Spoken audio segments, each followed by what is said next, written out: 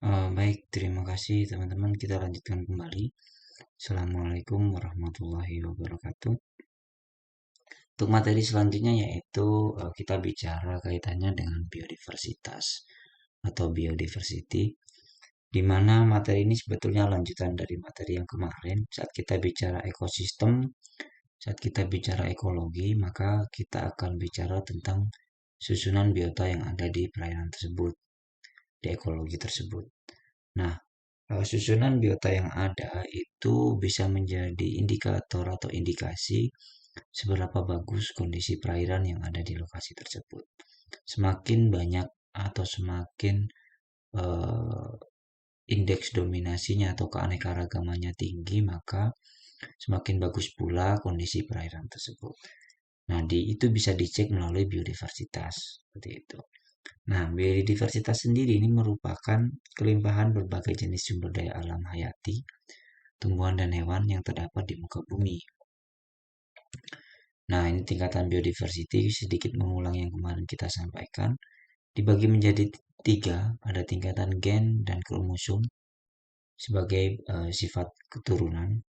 Nah, ini dicontohkan pada beberapa jenis ikan yang memiliki karakter bentuk morfologi yang sama, tetapi berbeda secara kromatik atau warna seperti itu ya. Tetapi secara morfologi fisik bagian luar itu cenderung sama. Yang membedakan adalah genetiknya di sini. Tingkatan kedua yaitu pada tingkatan perbedaan jenis atau spesies, yaitu berbagai golongan makhluk hidup yang mempunyai susunan gen tertentu. Nah, contohnya seperti yang di bawah, masuk pada jenis catfish, dia memiliki kumis seperti itu, tetapi secara jenis spesies dia berbeda seperti itu. Seperti ini adalah RTC atau red-tail catfish. Dan misalnya contohnya seperti ikan beong, baung ya kita nyebutnya itu juga catfish. Dia berbeda secara jenis. Tetapi dia juga masuk dalam satu family seperti itu. Selanjutnya contohnya adalah grouper atau kerapu ya teman-teman. Ini ada banyak sekali, ada kerapu bebek seperti itu ya. Ada kerapu lumpur. Nah, mereka sama-sama jenis grouper, jenis kerapu, tetapi secara morfologi dia berbeda. Kalau yang tadi contohnya ikan koi, dia secara morfologi sama, yang membedakan adalah warna. Tetapi kalau pada tingkatan ini, dia agak berbeda juga dari bentuk morfologi fisiknya. Seperti itu. Nah, selanjutnya yang paling luas ini berada pada tingkatan ekosistem atau ekologi, yaitu tempat atau jenis biota tersebut melangsungkan kehidupan. Contohnya seperti pada kawasan lokasi gunung es, bisa gurun, laut, dan juga hutan hujan. Nah, itu yang membedakan. Jadi ada kita bicara biodiversitas itu berdasarkan tiga ya teman-teman. Kami ulangi kembali. Yang pertama tingkat genetik, tingkat jenis, dan yang terakhir tingkat tempat dia hidup atau ekosistem atau ekologinya. Nah, tingkat keanekaragaman hayati, perbedaan gen dapat menyebabkan terjadinya variasi. Mulai dari genetik bagian bawah ya, pada setiap spesies yang sama, kemudian keanekaragaman spesies, antar spesies yang berbeda, dan yang terakhir antar ekosistem.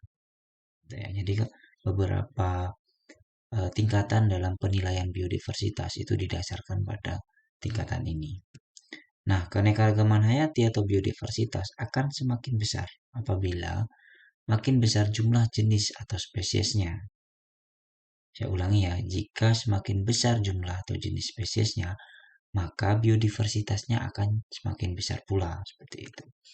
Nah, apabila jenis baru ada lebih banyak dari kepunahan yang terjadi, maka keanekaragaman hayati atau biodiversitas cenderung bertambah. Sebaliknya, jika kepunahan yang terjadi lebih banyak dari adanya spesies baru yang muncul, sebagai contoh kejadian bencana alam, kegiatan manusia, maka biodiversitas akan berkurang atau rentan. Nah, siapa yang bertanggung jawab? Tentu kegiatan kita, teman-teman. Di sini terjadi dari tahun ke tahun ya. Mulai dari tingkatan lokal. Tingkatan lokal perlu adanya government, perlu adanya NGO, community individuals, artinya ada perlu kita membuat semacam kebijakan kaitannya dengan pemanfaatan wilayah lokal. Nah, dampaknya jika ini tidak diindahkan maka akan ada overeksploitasi. Nah, yang terjadi maka terjadi kerentanan tadi seperti itu. Kedua, di tingkatan regional. Tingkatan regional ada habitat loss atau kehilangan habitat pada beberapa tempat ekologi. Karena kan tadi tingkatannya ada gen, jenis, dan ekologi. Tempat dia hidup seperti itu. Nah, habitatnya hilang nih karena apa? Adanya pembangunan seperti itu. Yang lama-kelamaan akan mendorong dan menekan ekologi tersebut. Sehingga begitu ekologinya hilang, maka spesiesnya juga akan hilang dan keanekaragaman hayati juga hilang. Di tingkat nasional ada landscape transformation, artinya ada perubahan pemanfaatan zona-zona tadi. Ada zona hijau yang seharusnya tidak ada kegiatan pembangunan, kemudian kegiatan pemanfaatan lahan hijau ya lahan hijau untuk kegiatan kebutuhan pangan misalkan atau kebutuhan ekosistem ekologi. Nah, di sini juga perlu diatur. Jika tidak, maka akan ada perubahan nih dari lahan hijau menjadi lahan pembangunan. Kemudian selanjutnya di tingkat internasional perlu ada United Nations NGOs ya, artinya perlu ada diskusi kaitannya dengan ekologi secara umum. Kenapa? Jika tidak, maka kegiatan-kegiatan manusia, industri yang semakin maju, makin besar akan berdampak terhadap uh, habitatnya tadi. Nah, sekarang mungkin yang mulai terasa yaitu global warming dengan adanya polusi. Ini akan berdampak langsung seperti itu. Ini beberapa pengaruhnya teman-teman yang akan terjadi terhadap tingkatan biodiversitas atau keanekaragaman. Nah, keanekaragaman hayati merupakan sumber daya hayati yang merupakan mata rantai tatanan lingkungan atau ekosistem. Kemudian dapat merangkai satu unsur dengan unsur lain sehingga dapat menunjang kebutuhan makhluk hidup yang berada di dalamnya. Yaitu. Nah, jika mereka tidak lagi sesuai, tidak lagi uh, standar kualitas tempat dia hidupnya sudah tidak sesuai lagi, maka dia akan berpindah sehingga keanekaragaman hayati akan turun. Seperti itu. Nah, contohnya seperti ini ya. Kalau misalkan ekologi di kawasan perairan seperti Limutik, kemudian ada Bentik. Nah, ini sudah sesuai tatanan alamnya sudah seperti ini. Maka mari kita jaga. Jika akan ada perubahan atau loss habitat tadi, maka ini akan mengurangi dari adanya biodiversitas. Kemudian, bagaimana jika ada suatu ekosistem memiliki tingkat keanekaragaman hayati rendah, maka biodiversitas yang rendah akan rentan dengan gangguan keseimbangan ekosistem. Semakin beragam atau biodiversitas yang tinggi akan menjaga ekosistem tersebut tetap lestari. Kita ambil contoh seperti ini, skala biodiversitas teman-teman. Kira-kira kalau menurut teman-teman, mana yang bagus? Yang sebelah kiri atau yang sebelah kanan? Kalau kiri, sebelah kiri saya yang sini, atau yang sebelah kanan? Jika sebelah kiri, ini asumsinya dalam suatu populasi terdapat satu biota saja. Nah, ada biota yang bulat, biru, kotak, dan hijau. Nah, di sebelah kanan ini terdapat dalam satu ekosistem ekologi terdapat berbagai jenis biota. Ada biota yang hijau, merah, dan juga yang biru. Nah, yang bagus itu ya terletak pada yang sebelah kanan. Kenapa? Karena semakin besar biodiversitas seperti yang kita jelaskan tadi, maka ekosistemnya semakin bagus. Kenapa hal ini bisa terjadi? Hal ini terjadi karena beberapa biota itu rentan terhadap perubahan lingkungan. Ada beberapa biota yang kuat terhadap perubahan lingkungan. Sehingga yang rentan terhadap lingkungan dia akan punah. Dan biodiversitasnya cenderung rendah. Makanya ada keanekaragaman, ada indeks dominasi, kemudian ada keseragaman, ada juga nanti saya lupa satu lagi untuk alat ukur sebagai biodiversitas. Jika keanekaragamannya tinggi, maka biodiversitasnya bagus. Seperti itu. Nah, apa yang harus dilakukan manusia sebagai kita ya, sebagai perusahaan lingkungan termasuk saya, bentuk aksi peduli lingkungan. Hal pertama yang penting adalah dengan kegiatan konservasi dan menjaga habitat makhluk hidup. Kita mulai dengan hal yang sederhana, mulai dari diri kita, kemudian kita mengajak keluarga di sekitar kita untuk merubah ya gaya hidup yang sifatnya destruktif atau merusak lingkungan, lebih ke arah menjaga lingkungan. Bisa mulai dari bersih-bersih, kegiatan bakti sosial, atau mungkin kegiatan menanam mangrove. Bisa juga tidak harus mangrove, bisa juga tanaman yang lain. Karena dari ekosistem, mulai dari ekosistem itu sendiri, dia akan menjaga makhluk hidup yang ada di dalamnya. Nah, peran kita apa sekarang, teman-teman? Nah, biodiversitas terjadi pada skala spasial yang mulai dari tingkat lokal ke regional dan global. Tadi kan kita sudah menjelaskan nih tingkat lokal dulu, tingkat daerah, kemudian tingkat nasional dan tingkat internasional. Biodiversitas dapat pula dikelompokkan ke dalam diversitas komposisional, struktural, dan fungsi, teman. Nah, komposisional itu seperti apa? Mencakup apa yang dikenal dengan diversitas spesies termasuk diversitas genetik dan ekosistem.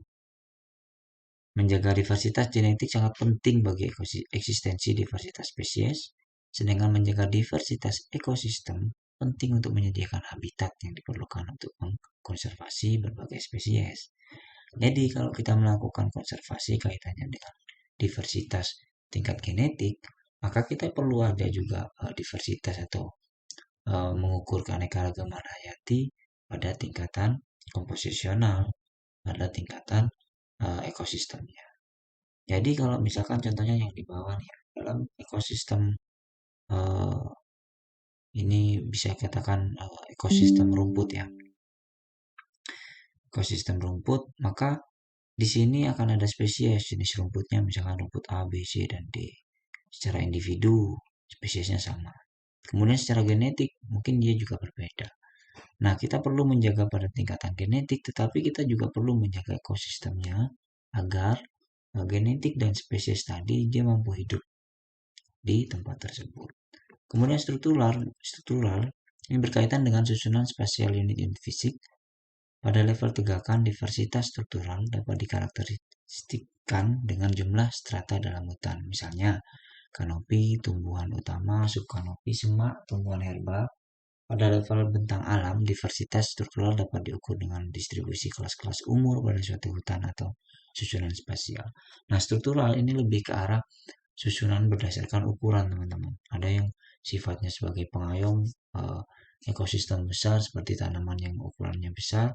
Kemudian di bawahnya, level yang paling bawah itu pada tingkatan tanaman rumput seperti itu. Nah, semuanya memiliki fungsi. Ada fungsi yang paling atas ini untuk menjaga ekosistem yang lebih bawah. Kemudian fungsional lebih ke bagaimana fungsinya seperti itu. Merupakan variasi dalam proses-proses ekologi seperti pendauran unsur hara atau aliran energi. Seperti contohnya rantai makanan ya teman-teman. Seperti itu fungsional, lebih ke fungsinya. Nah, ahli ekologi membedakan biodiversitas pada skala spasial pada tingkat kategori alpha, beta, dan gamma. Alpha adalah diversitas di dalam suatu habitat. Diversitas beta merupakan diversitas di antara habitat. Jadi kalau misalkan alpha ini dalam satu habitat itu ada diversitasnya ada berapa. Kemudian kalau misalkan beta, diversitas antara habitat satu dengan habitat yang lain. Nah, gamma, diversitas di antara geografi. Ini dibedakan berdasarkan tata letak geografinya. Indonesia ekuator, subtropik, tropik sampai pada kawasan kutub. Nah, ini di kisarannya pada diversitas gamma. Seperti itu ya, teman. Nah, apa manfaat biodiversitas bagi manusia sekarang? Biodiversitas memiliki manfaat yang sangat berarti khususnya bagi kehidupan manusia. Beberapa manfaat dari biodiversitas tersebut antara lain yang pertama, sebagai bahan makanan, karena kalau kita ekologinya bagus, maka biodiversitasnya juga banyak, biota yang hidup juga banyak, kita bisa memanfaatkan sebagai makanan. Kemudian untuk yang beberapa juga bisa dimanfaatkan untuk obat-obatan seperti tanaman obat, tanaman herbal seperti itu ya. Kemudian sebagai sumber daya alam, menjadi sumber jasa ekologis seperti siklus biogeokimia, pengendali hama, purifikasi air, bahkan sampai pengatur iklim. Bisa juga sebagai edukasi, taman edukasi. Jadi itu jasa ekologis juga. Seperti teman-teman misalkan praktikum nih, kita ajak teman-teman untuk ke laut, kita ajak teman-teman untuk ke sungai, ke bendungan, ke danau. Kemudian teman-teman mempelajari tentang ekosistem yang ada di kawasan tersebut. Nah, itu adalah sumber jasa. Jadi kita tidak perlu membuat ekosistem tersebut. Ekosistem tersebut sudah ada, tinggal bagaimana kita mempelajarinya. Nah, ini jasa yang sebetulnya eh, kita tidak perlu mengeluarkan duit seperti itu. Kita tidak perlu mengeluarkan materi. Kecuali beda mungkin seperti Taman Nasional, karena itu ada pengelolanya itu. Kemudian seperti taman kalau kemarin itu ini ya, ada ekosistem mangrove yang dijadikan taman edukasi juga. Nah, itu jasa ekologis juga sebetulnya. Kendati mungkin ada yang kita perlu mengeluarkan sedikit materi untuk menjaga ekosistem tersebut. Nah, itu jasa yang perlu. Kemudian untuk yang pengatur iklim, nah ini juga sudah kita diskusikan kemarin panjang lebar. Kemudian purifikasi air juga, ini juga sudah kita diskusikan. Jadi peran dari ekosistem ini sangat besar sekali. Itu cuman lebih kalah terhadap uh, apa ya, ketamakan mungkin ya, ketamakan atau uh, pembangunan yang ada di Indonesia. Itu. Nah, ini tadi nilai ekologis, ada nilai komersial, bahkan ada sosial budidaya teman-teman, dan nilai rekreasi dan nilai penelitian pendidikan.